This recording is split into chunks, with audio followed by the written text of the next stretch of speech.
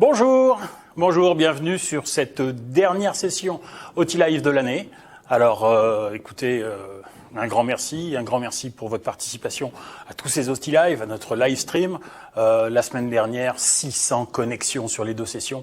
Voilà, juste extraordinaire. Un grand merci. Alors, la semaine dernière, on a parlé des technologies, on a expliqué un petit peu comment elles fonctionnaient, quelle était la philosophie derrière ces technologies. Aujourd'hui, on va vraiment aller regarder comment vous, audioprothésistes, vous allez pouvoir les utiliser, les adapter très précisément aux besoins de vos malentendants. Donc, on va parler de génie, on va parler de données pratiques, quel type d'appareil, quelle couleur, etc. Et puis, pour commencer, on va parler de la connectivité. Mais petit retour quand même sur la technologie. Alors, en ce qui concerne la technologie Oticon, on vous l'a expliqué la semaine dernière.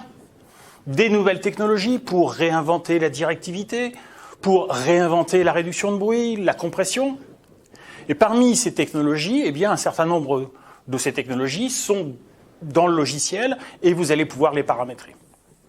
Alors, bien évidemment, le réseau neuronal profond, lui, il sait exactement ce qu'il doit faire et il le fera de la même façon pour tous les patients. Donc, il n'apparaît pas directement, je dirais, dans le logiciel. Par contre, le Virtual Outer Ear, le Spatial Balancer, le Sound Enhancer, ça, vous allez le retrouver. Le More Sound Amplifier, bien sûr, suit vos recommandations en termes de gain, de compression, mais là aussi, les paramètres de vitesse ou les paramètres de précision fréquentielle sont préétablis. Vous n'aurez pas accès à ces réglages. Je vous l'ai dit, on va commencer par la connectivité. Bien sûr, la technologie derrière est ce qui fait le plus de ce produit, mais nous vous l'avons annoncé, nous allons étendre notre gamme de connectivité. Tous les produits de connectivité que vous connaissez déjà, le Connect Clip, l'adaptateur télé, la télécommande, la capacité à recevoir de la musique ou des sons de l'ordinateur, et bien sûr les systèmes de classe tels que les DUMIC, tous ces produits sont exactement les mêmes pour Oticon More. Gros avantage, vous avez déjà appareillé quelqu'un avec un Open, il a déjà un certain nombre d'accessoires, eh bien, lorsqu'il va passer au Oticon More, il pourra réutiliser exactement les mêmes. Vous avez appareillé monsieur il y a 3 ans avec un Open, maintenant c'est madame que vous allez adapter, vous l'adaptez avec des Oticon More, eh bien, ils vont pouvoir partager la connectivité, en particulier le système télé. Connectivité vers ces différents accessoires, connectivité vers les téléphones portables. On avait la connectivité directe avec l'iPhone, la connectivité Android passée par le Connect Clip. Je rappelle que ce système est toujours disponible pour établir des communications bidirectionnelles entre les deux. Mais effectivement, aujourd'hui, grande nouveauté pour Oticon, l'arrivée du streaming audio direct depuis Android. Alors, les conditions pour pouvoir bénéficier de ce streaming direct sont premièrement avoir un téléphone qui utilise la version 10 d'Android ou supérieure, 10 ou 11. Et la liste des téléphones qui rentrent dans cette catégorie est assez longue. J'ai préparé une liste, je sais que ça ne sera pas lisible à l'écran, mais c'est juste pour que vous ayez une idée de la quantité de téléphones qui sont basés sur un Android 10. Maintenant, ça ne suffit pas. C'est pas parce qu'un téléphone est Android 10 qu'il aura le streaming audio direct. Il faut également qu'il utilise le nouveau protocole HA, Android Streaming to Hearing Aids, et ce nouveau protocole n'est pas forcément lié à la version 10 d'Android. Certains téléphones l'ont, d'autres ne l'ont pas. Je prends un exemple chez Samsung, puisque c'est quand même le leader sur les téléphones Android. Samsung, c'est à partir du S9. Donc ça commence déjà à être un téléphone, pas ancien, mais pas très très très vieux. S9, S10, S20, tout ça, vous avez le protocole dessus. Méfiez-vous de certaines marques chinoises. Je peux citer par exemple Huawei. On sait Huawei est en conflit avec Android. Donc le protocole HA, par exemple, pour l'instant, j'ai bien dit pour l'instant, n'est pas disponible dans les téléphones Huawei.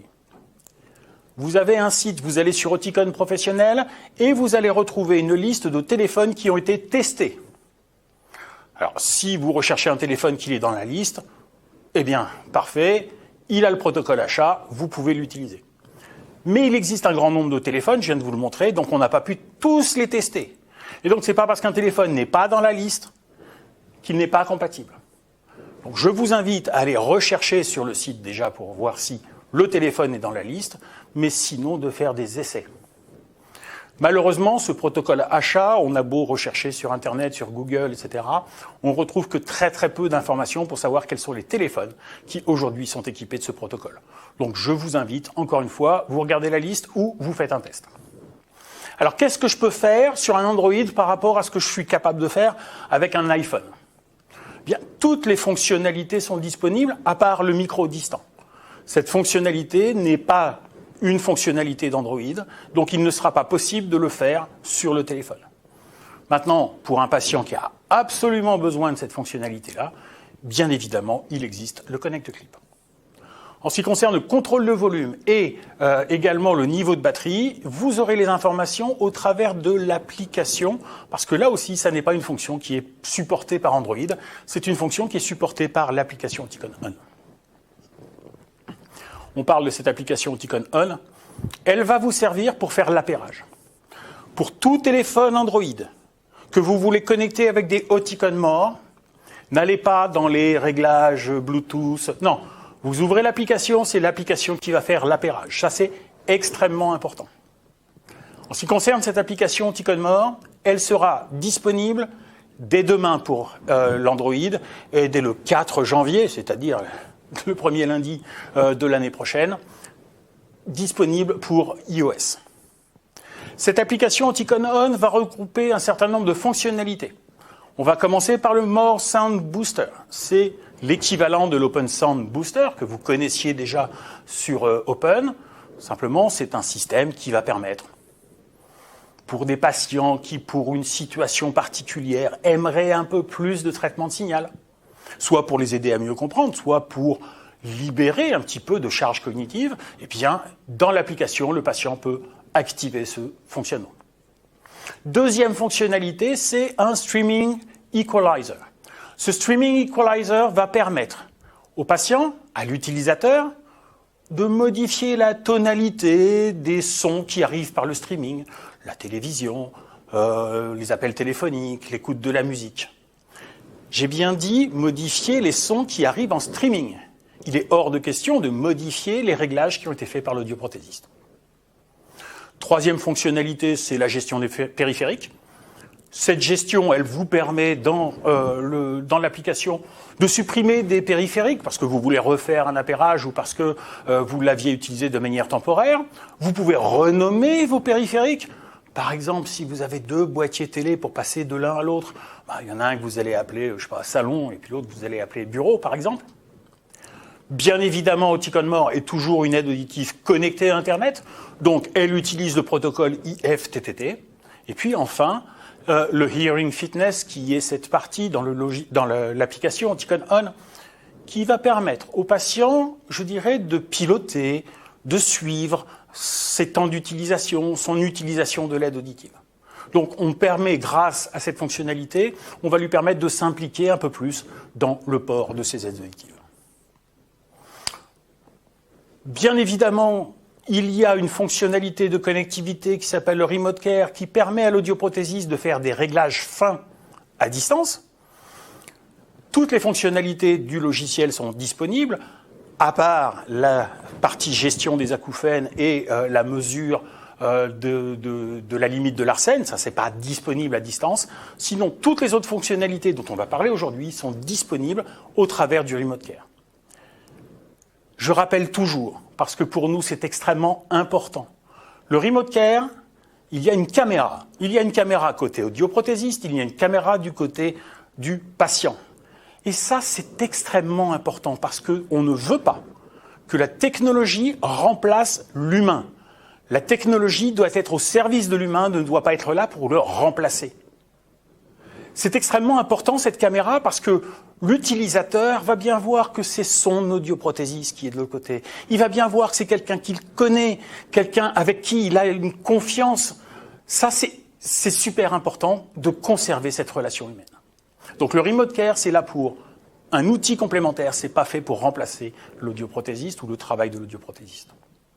Cette nouvelle application Remote Care a été un petit peu relookée, pas de changement majeur, disponible normalement dès demain.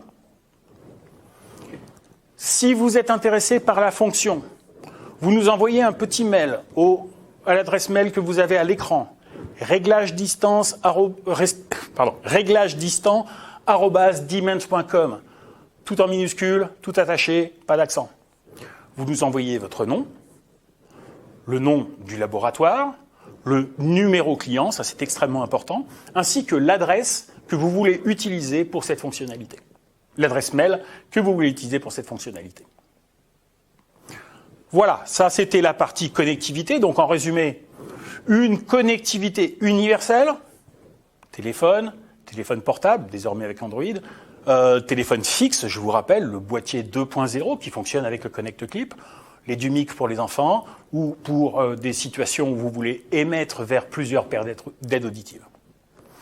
Connectivité vers les smartphones modernes, désormais streaming direct depuis Android, une application Ticon On qui évolue, le streaming equalizer qui va permettre à l'utilisateur d'ajuster la tonalité, le son du streaming. Et puis enfin, bien évidemment, le Remote Care, en cette période de pandémie où le contact physique n'est pas toujours évident, eh bien, on a une solution pour faire du réglage à distance. Voilà, ça c'était connectivité, on va le mettre de côté, et on va attaquer Génie 2020.2. Alors, information pratique pour commencer.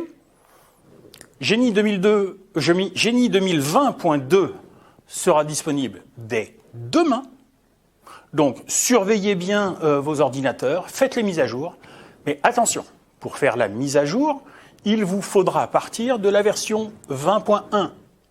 Si vous avez encore l'ancienne version, la 19.2, que vous n'avez pas mis à jour depuis donc, au moins 6 mois, il vous reste jusqu'à demain pour faire évoluer vers le 20.1. Sinon, vous serez obligé de télécharger l'intégralité du logiciel pour pouvoir l'installer. Autre information pratique, Oticon More ne sera programmé qu'avec un NoaLink wireless. Pas de connexion filaire, que ce soit pour la programmation ou que ce soit pour la mise à jour du firmware. Tout se fera sans fil, impossible de connecter un câble à cette aide auditive. Enfin, dernier point extrêmement important, là je vous demande toute votre attention, les appareils que vous allez recevoir dans les jours qui viennent seront tous sur un mode de protection de batterie. Ça veut dire que pour pouvoir les programmer, pour pouvoir les connecter, pour que Génie les détecte, il faudra absolument réveiller la batterie. On utilise ce système tout simplement pour prolonger la durée possible de stockage, pour éviter qu'un appareil qui n'a pas encore été déballé, pas ouvert, pour éviter que la batterie ne soit tout simplement, tout doucement consommée. Pour réveiller la batterie, il vous faudra mettre les aides auditives dans un chargeur. La lumière va s'allumer en orange, vous comptez jusqu'à 3, 4. La lumière va passer au vert, vous pouvez les sortir et vous pouvez faire la programmation. Ce qui permet également, dans le même temps, de les mettre en mode appairage pour faire la programmation. Ça, c'est valable pour toutes les aides auditives neuves que vous allez recevoir. Et puis, ça sera valable même lorsqu'on vous fera des échanges dans 6 mois, dans 1 an, dans 2 ans. Vous recevrez des aides auditives qui seront en mode de protection de la batterie. Donc, il vous faudra un chargeur à disposition simplement pour les mettre dedans. Je vous rappelle que on vous recommandait déjà d'avoir un chargeur à disposition, tout simplement parce que même si les aides auditives sont chargées à 30%, le fait de pouvoir, pour votre patient, dès le premier jour, avoir une journée d'utilisation complète, ça me paraît quelque chose d'intéressant. Voilà, ça c'était vraiment les informations pratiques. Génie, c'est pour demain. N'oubliez pas, il vous faut un NoaLink wireless et le mode de protection de la batterie. Vous mettez les appareils dans le chargeur, vous comptez jusqu'à 3, vous les ressortez. Allez, on va attaquer maintenant véritablement Génie. Alors l'écran de Génie, a priori, vous n'allez pas avoir de surprise pour vous qui avez fait déjà de l'Open ou de l'OpenS ou du SIA. Vous ne serez pas perdu. Cet écran ressemble exactement à ce que vous avez l'habitude de rencontrer. Juste sur cet écran, il y a deux petites choses qu'il faut noter. La première, c'est l'outil firmware qui est désormais disponible dans la colonne de gauche. C'est ici que vous allez aller pour faire les mises à jour de firmware lorsque celles-ci seront disponibles. Encore une fois, sans fil. Et puis deuxième petit changement, c'est en ce qui concerne l'organisation des familles. Avant, vous aviez les boutons sur un plan horizontal. Maintenant, on vous a fait des colonnes dans lesquelles vous allez pouvoir aller chercher les produits que vous voulez adapter. Cet écran, vous le connaissez. On va passer au suivant. On passe à l'écran de personnalisation. L'écran de personnalisation est toujours là et il est toujours important. L'écran de personnalisation, c'est quelque chose qui va vous permettre, en faisant écouter des petits fichiers audio, de répondre à des questions très simples. Est-ce que vous préférez entendre beaucoup de choses ou est-ce que vous voulez que l'aide auditive limite la captation ? Eh bien, par votre réponse, vous allez modifier les valeurs par défaut des différentes technologies que l'on va présenter juste après. J'ai dit modifier les valeurs par défaut. À vous également, par la suite, eh bien, d'ajuster en fonction de ce que vous pensez être le mieux pour votre patient. Mais n'oubliez pas, cette partie de personnalisation, c'est déjà, eh bien, je dirais, du temps de gagner et un raccourci vers un résultat optimum. En ce qui concerne l'écran de réglage, donc celui sur lequel, a priori, vous allez passer le plus de temps, là aussi, pas de surprise. La très bonne surprise, c'est que tout en bas, vous avez 24 canaux de réglage. Donc, vous avez une précision extraordinaire. Maintenant, ça fait quand même beaucoup de colonnes, ça fait quand même beaucoup de chiffres. Peut-être que vous avez un écran sur lequel vous travaillez qui n'a pas la résolution suffisante pour afficher tous ces canaux. Eh bien, on va pouvoir vous proposer, grâce à ce petit bouton qui se trouve tout en bas, eh bien, de basculer de 24 canaux à l'affichage vers 16 canaux. Attention, il y a toujours 24 derrière. C'est juste qu'on les a regroupés pour limiter le nombre de canaux d'affichés. Et voire même, si vous voulez, au tout départ, faire un réglage beaucoup plus large, eh bien, vous pouvez passer sur 3 canaux de réglage. OK ? Donc, 24. 16 ou 3. Quand vous serez sur Oticon More, ça sera 20, 16 ou 3. Autre chose qui a changé sur cet écran, peut-être que certains d'entre vous sont en train de me dire, mais au milieu, là, entre les deux écrans, d'habitude, il y avait les ratios de compression. Là, je ne le vois plus. En fait, regardez bien, cet écran, il est descendu, enfin, ce bouton, il est descendu ici, tout en bas. Et si vous cliquez sur ce bouton, les ratios de compression vont apparaître, mais non pas sous la forme d'une fenêtre, mais tout simplement dans votre grille de gain, ici en bas. Regardez, je vous les ai soulignés, parce que peut-être que la résolution de votre écran en ce moment ne vous permet pas de voir correctement. Les ratios de compression sont juste à côté des gains, ce qui vous permet, quand vous allez changer le gain, de pouvoir suivre, monitorer en direct les taux de compression. Donc, n'oubliez pas, ratio de compression, ça se trouve ici en bas. Allez, on va s'intéresser dans la partie de gauche au More Sound Intelligence. C'est véritablement l'écran qui va vous permettre de piloter le traitement de signal proposé par Oticon More. Cet écran du More Sound Intelligence va se décomposer en 4 grandes parties. Vous avez tout en haut ici la configuration de l'environnement. On va décrire chacun de ces points. Vous avez à gauche, en bas, le Virtual Outer Ear. En bas, à droite, vous avez le Sound Enhancer. Et puis au milieu, vous avez la suppression neurale du bruit. Alors, comment utiliser ces différents réglages ? On va commencer par la configuration de l'environnement. Ah oui, tiens, j'ai oublié. Vous avez toujours en bas le réglage microphonique. Par défaut, vous le mettez sur mode neural. Et vous n'y touchez pas. En fait, ce bouton-là, vous avez comme autre choix de passer l'appareil en directionnel. Je me permets de rappeler qu'on a expliqué et que l'on a démontré avec Open jusqu'à présent qu'on était capable d'aller plus loin que la directivité. Pourquoi alors avoir un mode directionnel dans l'aide auditive ? C'est tout simple. C'est parce que, par exemple, 100% Santé me demande d'avoir un appareil directionnel pour être en classe 2. Donc, je peux le passer en directionnel. Sinon, ce bouton-là, on l'oublie. Allez, je reviens sur la configuration de l'environnement. Configuration de l'environnement, c'est cette petite barre que vous avez tout en haut, avec les situations très faciles vers les situations très difficiles. Quelle est la définition d'une situation très facile ou très difficile?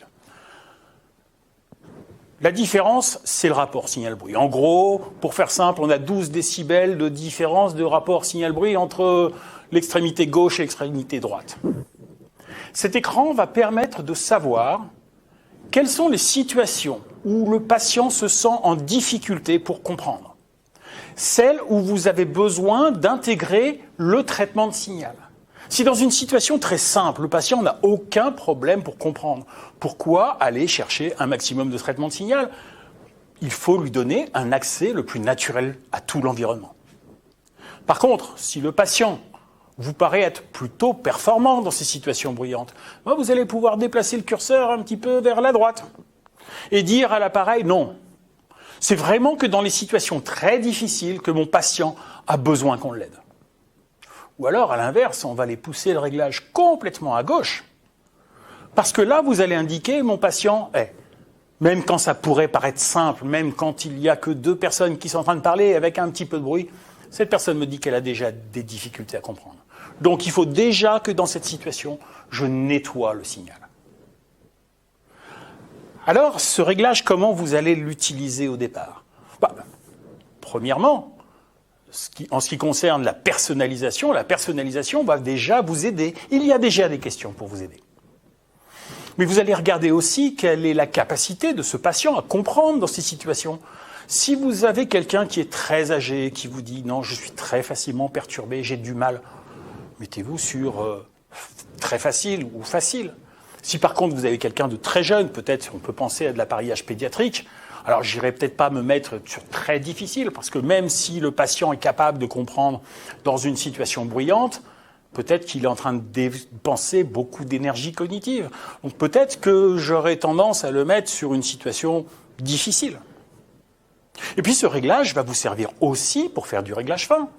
Si après les premiers jours d'essai, votre patient vous dit « ah écoutez, non, ça va bien », mais vous voyez, il y a encore des situations où vous pouvez modifier ce réglage. Donc ici, c'est vraiment quand est-ce que je commence à traiter l'information pour passer sur un signal que je commence à nettoyer.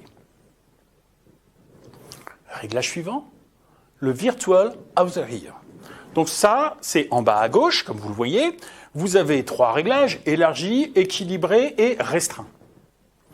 La semaine dernière, on a parlé de ce Virtual Outer Ear.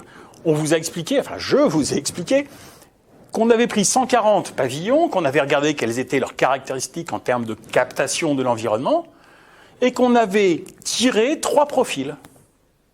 Un profil qu'on a appelé restreint, captation plutôt limitée, un profil équilibré, un profil élargi, c'est-à-dire finalement un effet pavillon qui est un effet minimum. Eh bien, ici, dans le logiciel, vous allez pouvoir modifier cette valeur. Alors, on m'avait posé la question, comment je fais pour savoir est-ce que je dois faire des mesures du pavillon? Est-ce que je dois... Non. En fait, là aussi, l'écran de personnalisation va vous aider, mais vous allez pouvoir aussi, en discutant avec votre patient, savoir si c'est un patient qui souhaite capter absolument tout ce qui se passe autour de lui, ou si c'est un patient qui préférerait que déjà, même dans les situations simples, les situations faciles, que déjà l'appareil commence à faire un certain tri. Le Virtual Outer Ear sert pour les situations simples, c'est pour ça qu'il est placé sur cette gauche de l'écran. Donc vous allez ici modifier la captation, la quantité d'informations qu'on va aller chercher dans des situations simples. Regardez si je change le réglage sur l'écran. Je suis sur élargi, je vais maintenant passer sur restreint. Voyez les petits boutons qu'il y a au-dessus? Ils s'allument ou ils s'éteignent en fonction du réglage que j'ai utilisé. Donc vous avez une indication visuelle pour vous rappeler que restreint, je capte moins de choses, élargi, je capte plus de choses. Ça, c'était le réglage du Virtual Outer Ear. Réglage suivant. On était en bas à gauche de l'écran, maintenant on va passer en bas et à droite de l'écran. En passant en bas et à droite de l'écran, on accède au Sound Enhancer. Le Sound Enhancer, c'est dans le résultat de l'aide auditive, quelle est la quantité d'informations que je veux conserver après traitement. Je vous rappelle, c'est en sortie. Quelle quantité d'informations je conserve pour donner au cerveau. Vous avez un patient qui a utilisé une aide auditive, on ne va pas citer de marque, mais qui utilise de la directivité très étroite pendant très longtemps. Il n'a pas l'habitude d'avoir autant d'informations. Peut-être que dans un premier temps, ça serait pas mal de le passer sur confort pour limiter la quantité d'informations. Par contre, vous avez un patient qui, lui aussi, a les capacités cognitives pour traiter toutes ces informations-là. Vous allez passer sur un profil riche. Ça veut dire quoi par rapport à un open? Ça veut dire la parole, on va encore plus l'augmenter. Le bruit, on va légèrement l'augmenter. Je vous rappelle qu'on améliore le rapport signal-bruit de manière plus importante avec un Oticon More par rapport à un open. Mais cette relation, eh bien, on peut la modifier pour modifier la quantité d'informations. Et là aussi, quand je vais cliquer sur le logiciel, par exemple, je vais passer de riche à confort, vous voyez les petits points qui changent en fonction de la situation. Dans les situations difficiles, il y a plus de modifications que dans les situations simples. Ça, c'était donc le troisième point. Donc on a vu tout à l'heure, je détermine quelles sont les situations sonores où le patient va commencer à avoir des difficultés. Je détermine quelle quantité d'informations je veux que l'appareil capte dans des situations relativement simples. Une fois que le traitement de signal a été fait en sortie, je détermine quelle quantité d'informations je veux fournir à l'arrivée au cerveau de mon patient. Puis réglage intermédiaire, alors réglage beaucoup plus classique, qui ressemble beaucoup à ce que vous aviez l'habitude de faire sur un open, à savoir la réduction neurale du bruit, de réglage, réduction de bruit dans les situations faciles, réduction de bruit dans les situations difficiles. Les valeurs qui s'affichent ici sont des valeurs moyennes. En fait, la quantité de réduction de bruit va dépendre, bien évidemment, de votre réglage, mais va dépendre de la modulation du bruit, ainsi que de son intensité.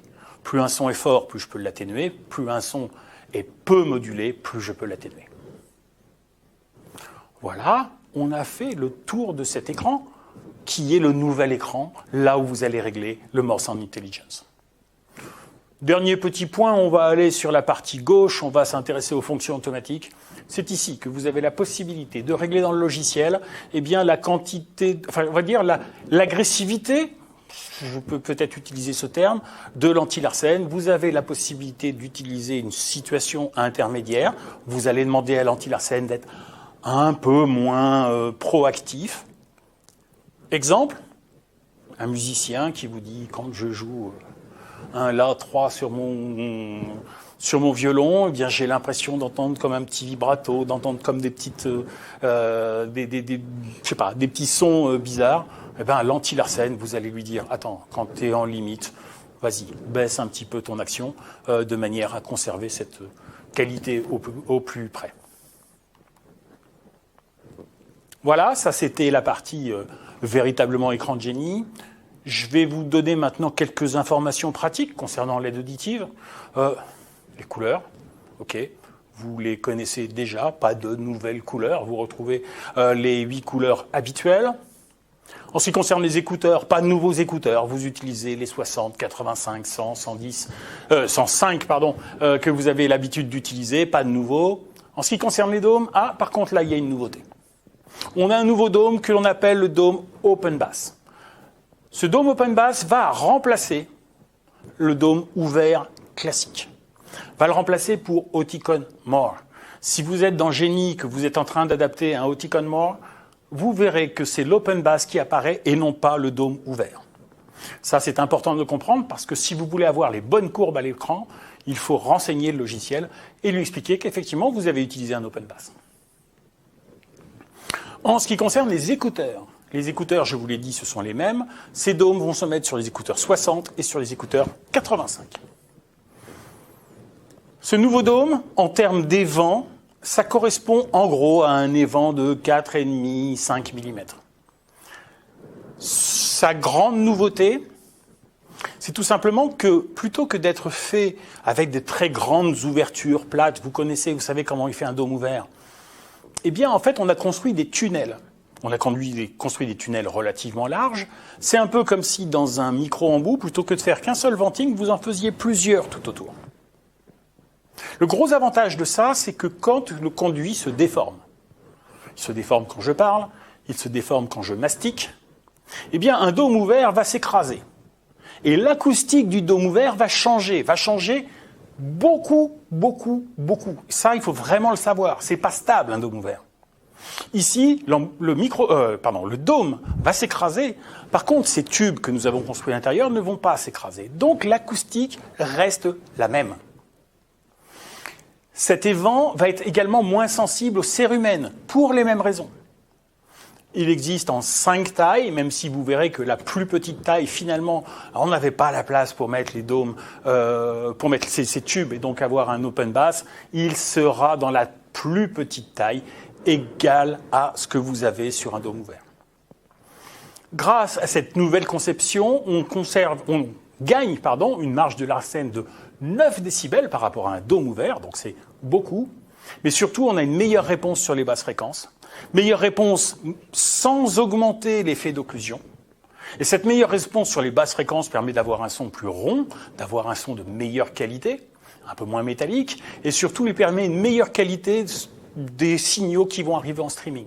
On le sait, lorsque l'on a un dôme ouvert, les sons graves, vous écoutez de la musique avec un téléphone, par exemple, avec un Android, puisqu'aujourd'hui on peut le faire sur un Android, vous écoutez la musique, vous avez toutes les basses qui vont s'échapper par le dôme ouvert.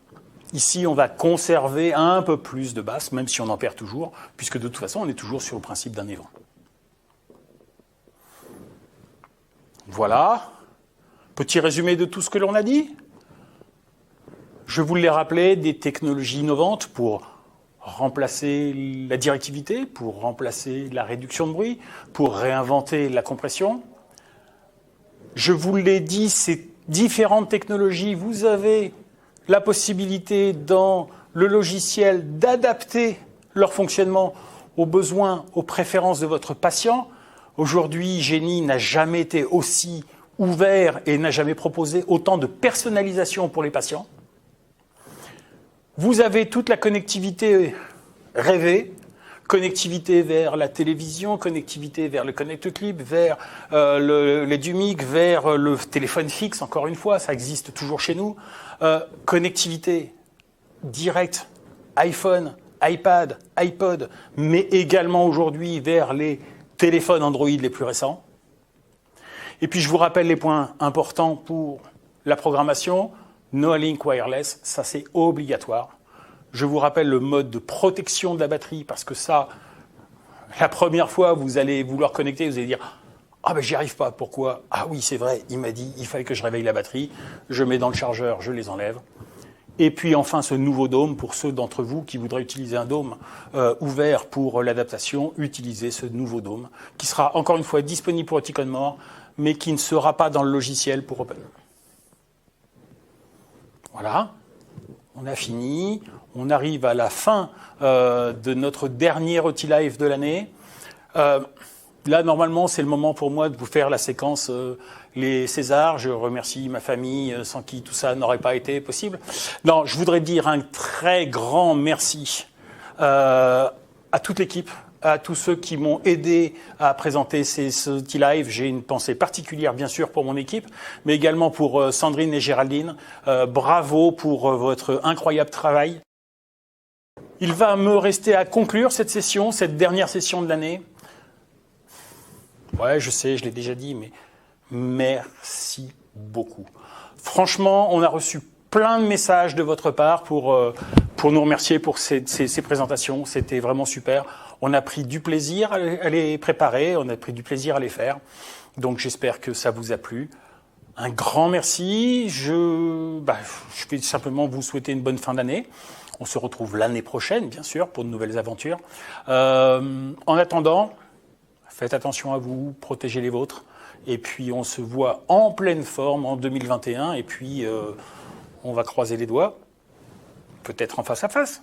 Allez, à très bientôt. Merci. Bonne fête.